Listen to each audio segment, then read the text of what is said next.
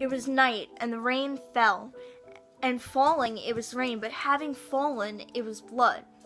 And I stood in the morass among the tall lilies, and the rain fell upon my head, and the lilies sighed one unto the other in the solemnity of their desolation.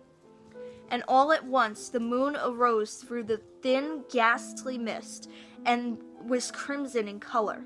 My eyes fell upon a huge gray rock which stood by the shore of the river, and was lighted by the light of the moon.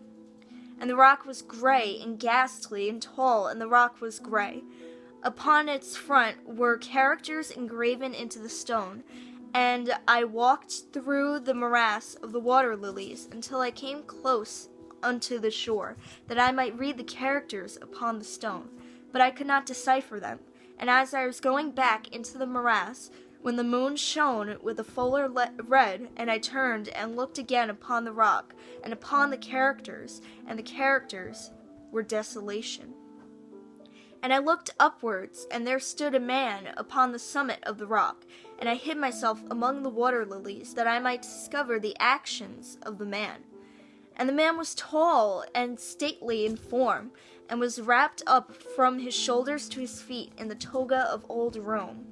And the outlines of his figure were distinct, but his features were the features of a deity.